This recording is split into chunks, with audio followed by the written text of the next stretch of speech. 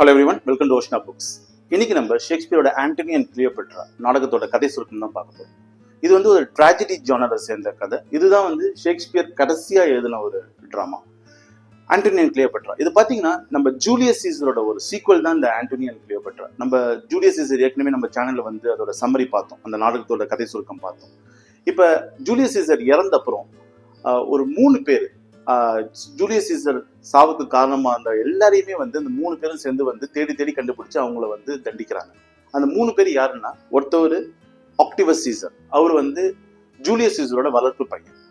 Okay, அடுத்தவர் வந்து Mark Antony, Julius சீசரோட தளபதி நண்பன். இவரு தான் வந்து அந்த ஜூலியஸ் சீசரோட கான்ஸ்பிரேட் அந்த கொலை செஞ்ச அப்புறம் மக்களுக்கு மத்தியில வந்து ஜூலியஸ் சீசரை வந்து நம்ம இப்படி கொலை பண்ணிட்டாங்க, நம்ம தலைவரை கொலை பண்ணிட்டாங்கன்னு சொல்லிட்டு மக்களை வந்து ஒரு தூண்டினவர் வந்து மார்க் ஆண்டனி.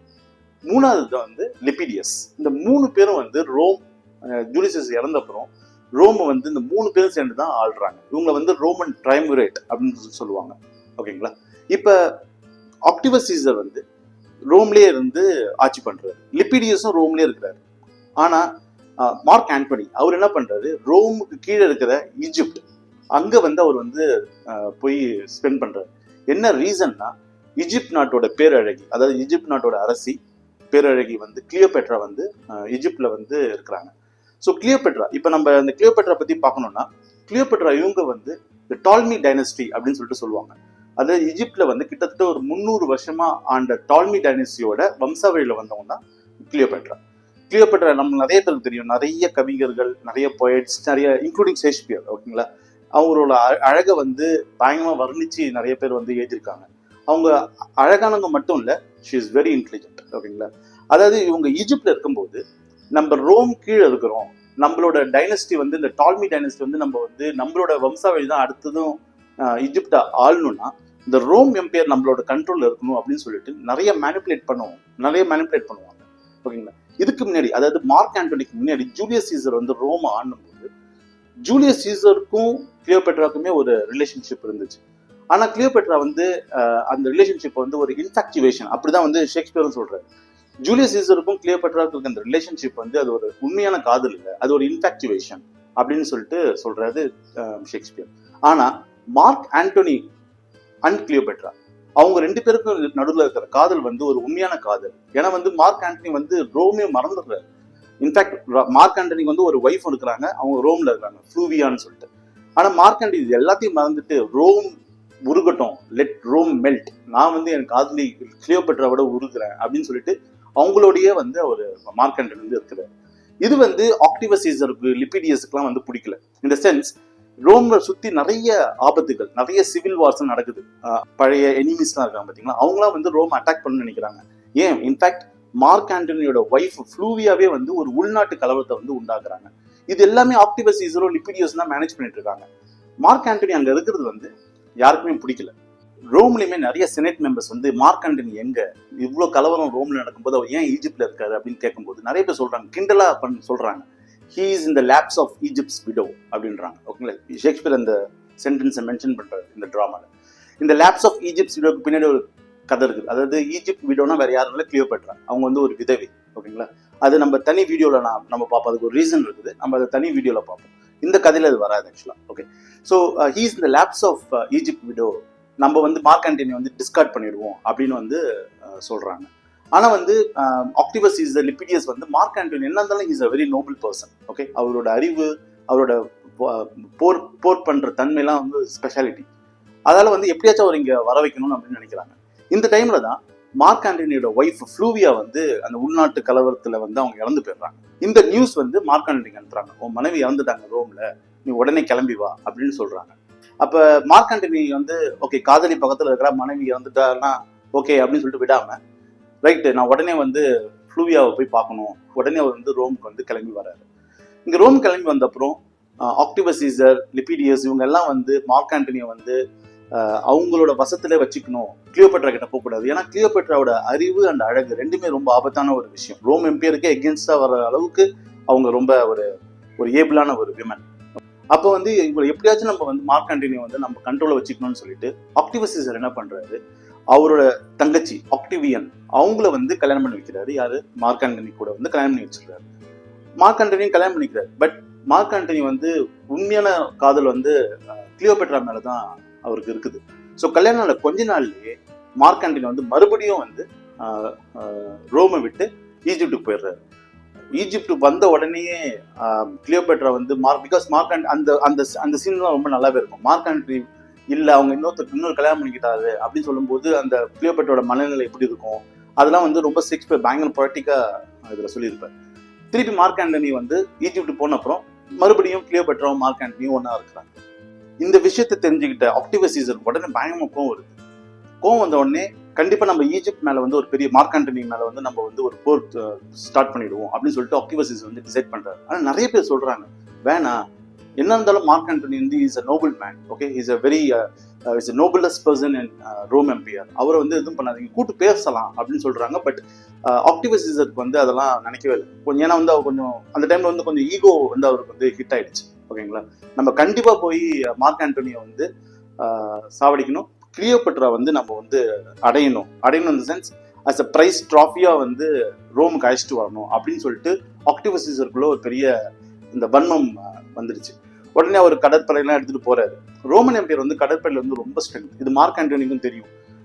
ஆனா மார்க் ஆண்டனி வந்து இந்த கிரவுண்ட் வார்ஃபேர்ல வந்து ரொம்ப எக்ஸ்பர்ட். உடனே கிளியோபெட்ரா என்ன சொல்றாங்க, நீங்க வந்து மார்க் ஆண்டனியை வந்து சி வார்ஃபேர் பண்ணாதீங்க, ஏன்னா அவங்க உங்களுக்கு தோக்கடிச்சிருவாங்க, கிரவுண்டுக்கு வந்த அப்புறம் அவங்க கிட்ட வந்து நம்ம வந்து போர் பண்ணுவோம் அப்படின்னு சொல்றாங்க கிளியோபெட்ரா.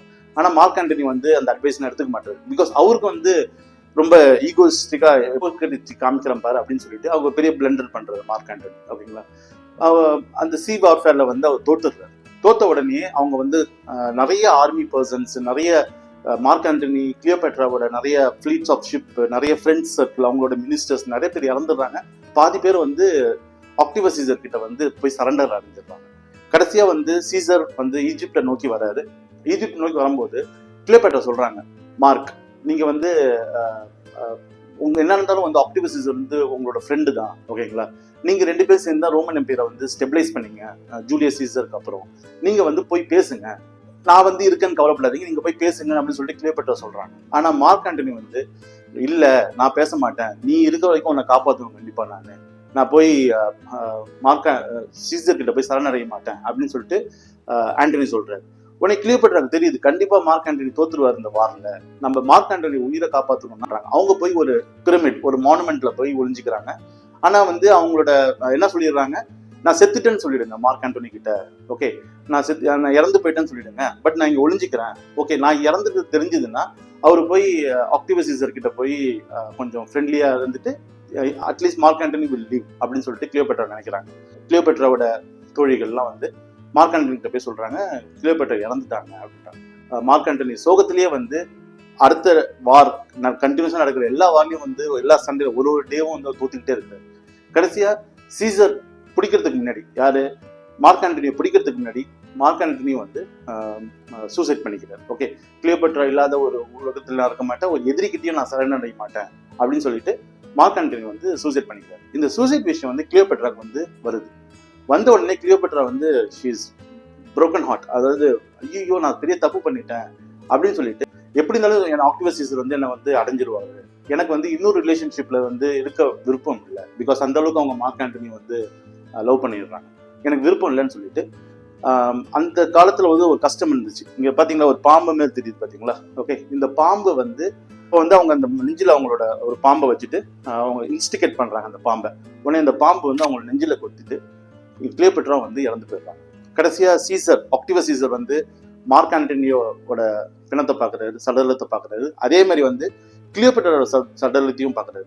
கிளியோபெட்ராவோட சடலத்தை பார்த்து அவர் அப்படியே ஆஹா, இது மாரி ஒரு பேரழகிய வந்து நம்ம வந்து நம்மளோட ஈகோசித்தால மார்க் ஆண்டனி இறந்து போயிட்டாரு, கிளியோபெட்ரா மாதிரியும் ஒரு அழகி, ஒரு பேரழகி, ஒரு அறிவான ஒரு பெண்ணு வந்து இறந்து போயிட்டாங்க அப்படின்னு சொல்லிட்டு ரொம்ப ஃபீல் தான் பண்றாரு ஆக்டிவஸ் சீசர். அவங்க 2 பேருக்குமே வந்து ஒரு ராஜ மரியாதையான ஒரு அடக்கம் தான் வந்து சீசர் கொடுக்குறாரு, ஆக்டிவஸ் சீசர் கொடுக்குறாரு. இந்த கதை பார்த்தீங்கன்னா எப்ப நடக்குதுன்னா 40 BC, அதாவது சீசர் இறந்த அப்புறம் ஒரு 4 years கழிச்சு நடக்கிற கதை. அதுக்கப்புறம் ஆக்டிவஸ் சீசர் கிட்டத்தட்ட ஒரு 32 வருஷம் வந்து ரோமன் எம்பையர் வந்து ஆண்டிருக்காரு. ஓகே, ஆக்டிவஸ் சீசரோட பேரு தான் ஆகஸ்டின் சீசர் அப்படின்னு சொல்லிட்டு மாத்திக்கிறாரு. அவரோட பேர்ல தான் இந்த ஆகஸ்ட் மந்த், ஓகேங்களா. ஜூலியஸ் சீசர் பேர்ல வந்து ஜூலை, ஆகஸ்டின் சீசரோட பேரில் தான் வந்து ஆகஸ்ட் மந்த் வந்து இங்கிலீஷ் கேலண்டரில் வந்து வைக்கிறாங்க. 14 பிசியில் ஆக்டிவன் சீசர் வந்து இறந்து போறாரு. நேச்சுரல் டெத் தான், இறந்து போயிடுறாரு. அதுக்கப்புறம் 13 வருஷம் கழிச்சு ஒரு ஒரு பெரிய விஷயம் நடக்குது. அதான் the birth of Jesus Christ. அதுக்கப்புறம் ரோமன் எம்பையர் வந்து comes under the Christianity influence. So இது மாதிரி தான் வந்து இந்த கதை வந்து முடியுது. ஓகே, இது ஒரு நல்ல ஒரு ஆண்டனி அண்ட் கிளியோபேட்ரா. ஷேக்ஸ்பியர் வந்து ஒரு அற்புதமான ஒரு ரொம்ப கொஞ்சம் பொய்டிக்காக இருக்கும், கொஞ்சம் இன்டென்ஸாக இருக்கும். ஸ்ட்ரெயிட்டாக நம்ம வந்து அந்த ஒரு ரியல் பிளேயை படிக்கிறதுக்கு முன்னாடி இது மாதிரி புக்ஸை நம்ம படிச்சுட்டு அதை படித்தா வந்து நம்மளுக்கு ரொம்ப யூஸ்ஃபுல்லாக இருக்கும். So this book is written by Alastair McCallum. இது வந்து அமேசானில் கிடைக்குது. கண்டிப்பாக படிங்க. இதை படிச்சுட்டு நம்ம ஷேக்ஸ்பியரோட ரியல் ட்ராமாஸோட காப்பி வாங்கி படிச்சிங்கன்னா உங்களுக்கு நல்லாவே புரியும். தேங்க்ஸ் ஃபார் வாட்சிங் திஸ் வீடியோ. நம்ம எப்பவுமே சொல்கிற மாதிரி தான், நல்லா படிங்க, நல்லதே படிங்க. We are going to discuss more on Shakespeare books. So stay tuned. Until then, keep learning. Happy learning. Thank you.